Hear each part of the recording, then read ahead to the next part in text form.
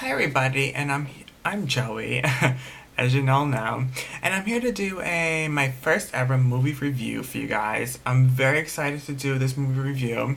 I'm gonna start doing a lot more movie reviews for you guys because I love movies, I love film, and I really enjoy it. So the movie I'm doing today is called The Amazing Spider-Man Part 2, the second one.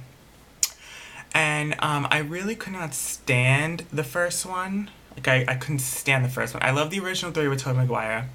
And then they rebooted it with the first one. And I really didn't like it. I really didn't. But then the second one came along. And it was seriously, literally my favorite out of all the original Spider-Mans, out of all any Batman movie. It's literally one of my all-time favorite superhero movies. Like, it's weird how I did not like the first one at all, but then I love, love, love the second one. So, I ordered it off of iTunes, and here it is.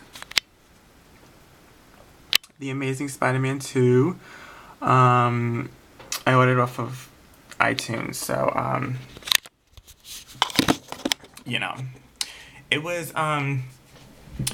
it was $17 for HD, and for regular SD it was like, I think it's like 15, but I wanted to get HD, so I got the HD version. It's supposed to have deleted scenes, but they don't have the deleted scenes in this. I don't know, like, they don't have it on iTunes, but you can look it up on YouTube regardless. They have the deleted scenes, and the deleted scenes are really not that interesting, so I'm really not going to talk about them. There was nothing crazy about the deleted scenes.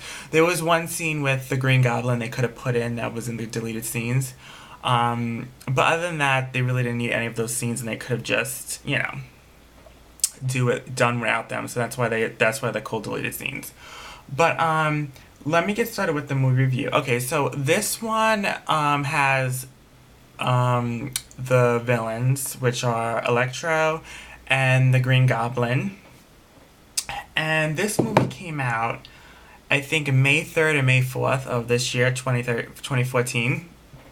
I saw it twice in the movie theater, so I had to go back and see it again because I just loved it so much. But, yeah, it came out in the beginning of May, and it grossed over $700 million. Actually, unfortunately, that is the lowest grossing Spider-Man film ever, including the Tobey Maguire one, so even though this one is my favorite one, I mean, the gross of the film did not do so good. And I understand some reasons why it wouldn't do so good, but I loved it. My personal opinion is that I loved it. But I'll tell you guys both sides of it.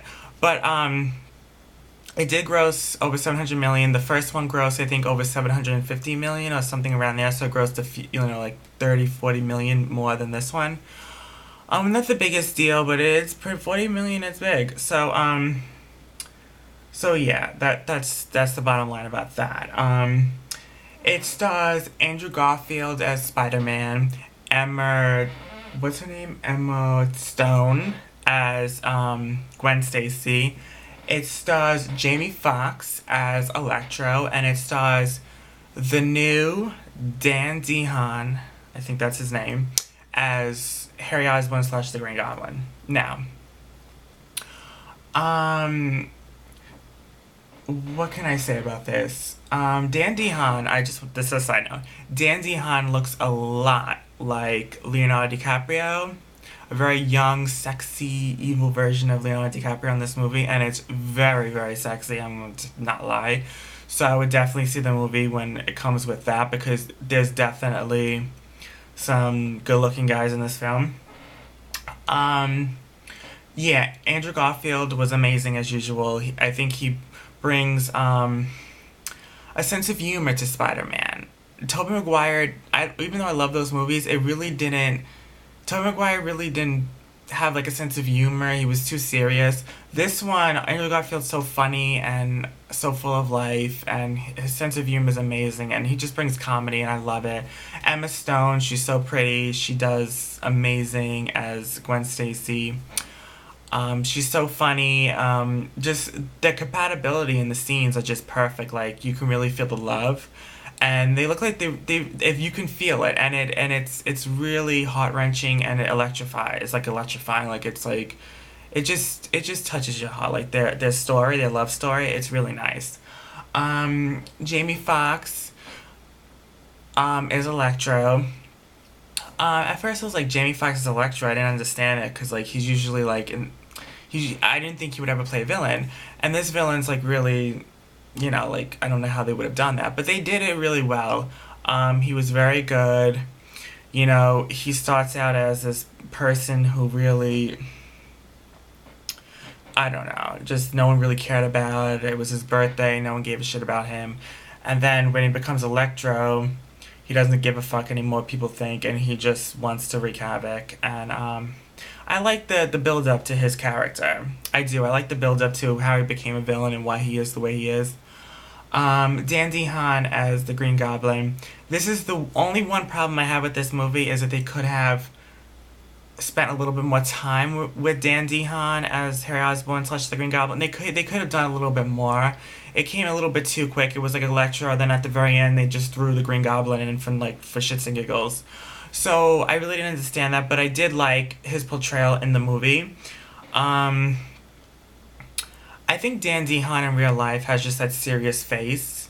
He is Leonardo DiCaprio. He looks like him, but Leonardo DiCaprio is more fun. Has like smiles more. This character, I think even real life, because I've seen interviews with him too. He doesn't really smile. He looks always tired. He's doing the interviews and he's just like doesn't even care. To me, he just looks boring.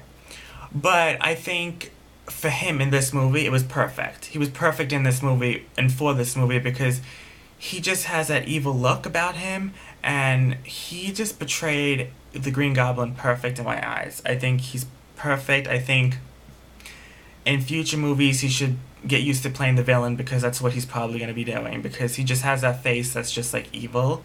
But I love it. It was so sexy because he does look a little bit like Leonardo DiCaprio. But yeah, he comes from boarding school or something. His father's dying, and he just comes and he meets Harry. Meets Andrew Garfield, Spider-Man, Peter Parker, and he meets him, and not meets him, but he sees him after so many years that went by, and they just catch up, and then whatever, and it just gets really juicy. The movie gets really, really juicy, and I really, really like this movie. Okay, this movie is so many different aspects. It has comedy because Andrew Garfield's so funny, and then it has romance like with Emma Stone, with Gwen Stacy and Peter Parker. The romance like was amazing, and it has action obviously. It's very thrilling. It has a bit of everything. You know what I mean? It's a really good movie. The overall plot of this film is basically Peter Parker and Gwen Stacy. They both graduate from high school, and basically Electro works at Oscorp, and Gwen Stacy works at Oscorp, and Harry Osborn obviously owns the place. And Harry Osborn's father passes away through this disease that runs in the family, and Harry Osborn's about to get it, and he's already starting to show. It's like a green thing that comes around, and you slowly die. Like so, his father dies, and now he owns the Oscorp, and Andrew Garfield still lives with his Aunt May, and he's still Spider-Man. He's still living his day-to-day life. Gwen Stacy is got like this internship in England for something, and she's gonna move to England, and of course Peter Parker's not happy about that. They end up breaking up and then getting back together by the middle of the movie. By the way, if you guys don't want spoilers, just don't watch this. I'm probably gonna put that in the down below anyways, but just this does have spoilers. Obviously, it's a movie review. And then Electro comes about because Electro. I forgot what his name is. I mean, I'm just gonna call him Electro. But before he was Electro, he was just this geeky, no one gave a shit about person who worked at Oscorp, and he was just the electricity. He was like the maintenance guy. I don't know what the hell he was, but there was something that needed to be fixed. So he went upstairs to fix it, and he fell into this tube of with electric eels, and he got electrocuted, and he just started turning into Electro, and he needed electricity to feed off of to survive. So he started. One of my favorite scenes is when he goes to Times Square, and he. It's a beautiful, even though I found out that that scene wasn't actually filmed in Times Square, even though this movie was parts of it was filmed in the city. This particular scene was not filmed in Times Square. It was all green screen, but it felt real. It looked real. It looked like Times Square. But it's one of my favorite scenes. He goes to Times Square. He feeds off the electricity because Times Square, all that's electric, all that bright lights. So he sees it. He wants it. He whatever. He's very angry. I don't know. He has all this power and anger, whatever he's saying, and he's a really really interesting villain because no one gave a shit about him, and now everyone can't take their eyes off of him because of what he looks like and who he is. So it's a big dynamic change for that character. Also, basically, other incidents that happen in this film, Harry Osborn, obviously, he wants to not have this anymore. This thing, this disease. And he thinks Spider-Man's blood can help him because Spider-Man can self-heal, Spider-Man can do a lot of things, and he knows that Spider-Man got bit by one of the spiders. And he just knows that if he can have Spider-Man's blood, maybe he can self-heal and not have the disease that his father and runs in the family. So he asks Spider-Man. Spider-Man says no, and that's when he really loses it. Like, he really loses it. This is when you actually start seeing how evil Harry Osborn can be. Like, he really, really takes a toll this time. Like, and especially what adds fuel to the fire is when one of his coworkers or whatever is someone, I don't know who the hell he is. He tries to take what's his name out of the picture, Harry Osborn out of the picture. So he masterminds his plan that because Electro supposedly died in the basement of Oscorp, that Harry Osborn was responsible for that. That Harry Osborn covered up the death, and he was responsible, but he never did. It was this guy who was against him. So he gets him arrested, and that's what puts fuel on the fire. So he goes to Ravenclaw or something, this institution where Electro is, because Spider-Man captured Electro, and Electro went to Ravenclaw Institute, whatever the hell it's called. And this is actually one of my favorite scenes. It's very heart-wrenching and very powerful. Like, it's like, I get the goosebumps, you know what I mean? And so he goes there, and Electro's locked up, and he tries to convince Electro to help him break into Oscorp because to get back at the guy who what's the word? Who got him in trouble, whatever. Who blackmailed him. So, and by the way, Felicity, I don't know what her name is, but there was Harry Osborn's assistant. She's actually the Black Cat or whatever, another villain. But they hint at it in this film, but it's really not. I mean, she's probably going to come in the next film. But anyways, that's a side note. So, he ends up breaking into Ravenclaw, and Electro's convincing him. And I just think this scene's very powerful. Like, it's crazy. Like, I really did like Dan DeHaan. He really stole his scenes. Like, it was powerful. So he ends up escaping. I mean, saving him. They go back to Oscorp. They get the guy. And at the end, he goes downstairs, and they find out that they saved some of the spiders, or some venom from the spiders. So Harry Osborn takes the guy downstairs, and he puts the thing in him or whatever to try to help him or whatever. And he starts becoming. It actually doesn't help him. It actually makes everything worse, and he starts turning into the Green Goblin. He starts turning green, and he just starts getting like ugly. Ooh, it was a bad picture. And then Electro went off to do something. I don't know what the fuck he was doing. And then a twist in this film. Spoiler. Harry Osborn. Peter Parker finds out that his father put some of his blood in the spiders. And that's why when the spiders bit Peter Parker, it reacted that way and he turned to Spider-Man because of his father putting his own blood into the spiders. So that was like a twist. Like that's why we then it connected the dots. Like this is why Spider-Man the way he is because his father's blood was in the spiders that bit Peter Parker. So that turned him into Spider-Man. So that was a good twist. And then the very end he kills he gets Electro. Then the Green Goblin comes out of nowhere and flies into the scene, and he finds out that Spider-Man is Peter Parker. So he tries to kill Gwen Stacy, and he ends up succeeding. Gwen Stacy dies, and I think Peter Parker beats the crap out of the Green Goblin. Green Goblin goes to Ravenclaw Institute. The very end, you see he's like Peter Parker's giving up as Spider-Man, but then he hears like Gwen Stacy's speech in the beginning of his graduation ceremony, which he missed because he was trying to defeat like another villain, the Rhino, and he just listens to it and it makes him feel like I don't know. She puts faith in him, whatever it is. And he comes back as Spider-Man, and this mystery man goes into Ravenclaw Institute where Harry Osborn is captured, the Green Goblin, whatever you call him, I don't know. There's some exchange between the two of them, and he breaks the Rhino out of prison from the beginning of the film. Rhino was sent to prison, and at the very end, he got broke out of prison, and Spider-Man comes back and that's it. And then he fights the Rhino, and then the film turns to black, and that's it, it's done. The movie's over. The movie is really, really good. I really enjoyed this movie. Of course, I can't tell you everything about the movie because there's just so much I can say. I've seen the movie like 3 times, so I really did like it. I personally rate it, out of 5 stars, I rate it 3.5.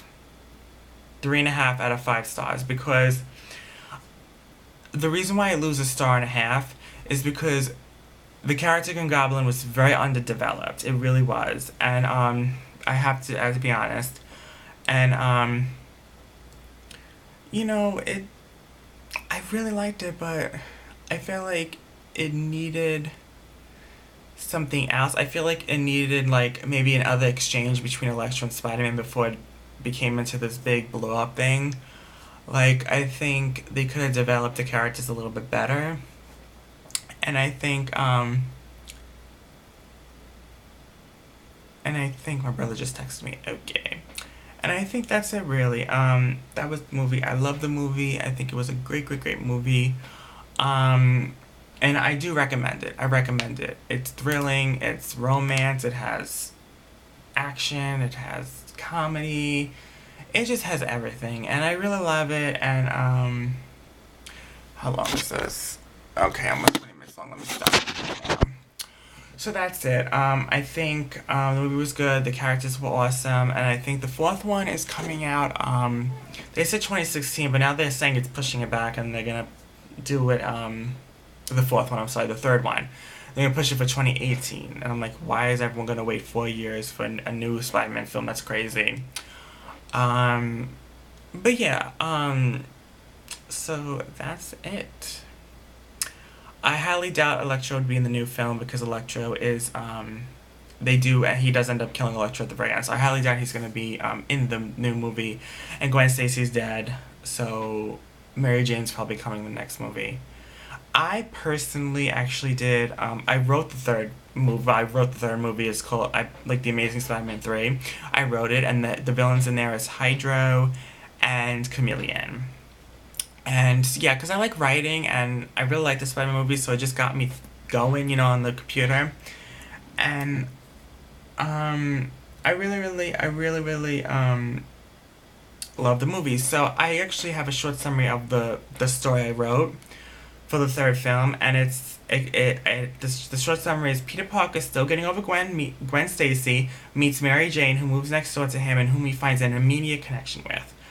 Former criminal Dimitri turns into a shapeshifter, and former gay high school student Morris, who was bullied his whole life, decides to commit suicide, but a force of nature and an accident makes him survive the jump, but also turns him into Hydra, a villain who can manipulate water. Now, Spider-Man/Peter Parker must save the city from these 2 new vengeful villains and save his new love interest, Mary Jane, whom he feels might face the same fate Gwen did. So that's just a short summary. I think that me having like a gay villain is actually new. I did write that into the script. I feel like a gay villain would be a good idea because they never had that, and I feel like we're progressing now, and now like I feel like there's never been a gay character at all in any of these superhero movies. And I feel like they need it. I feel like they're just afraid to do it because they're afraid that what the audience is gonna think about a gay person. You know, because most of the most audience the audience that watches the superhero movies are straight men or straight guys, straight people, whatever it is. So I guess they're just like, oh, they're gonna lose fan base if they have a gay villain. And that's not entirely true.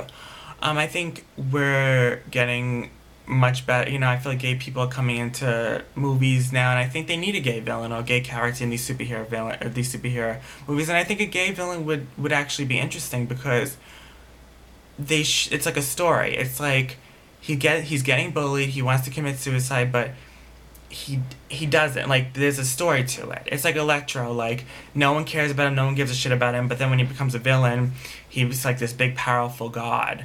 And then like I feel like with the gay character, I feel like he can be bullied, but then when he becomes Hydro, he's can't be stopped, and no one's gonna be bullying him after he's Hydro. You know what I mean? So I think that's a really good development. I feel like they should really do that. I think that would be really interesting. But I wrote that. It was just a little something I didn't even like. I wrote it. I wrote the whole thing. I may go into more detail in another video. I may just, I don't know if you guys want to hear about it. But that's it. That's the movie review on The Amazing Spider-Man 2. I hope you guys enjoyed. I know this is really long. It's going to take 100 years to upload. But I love you guys, and bye.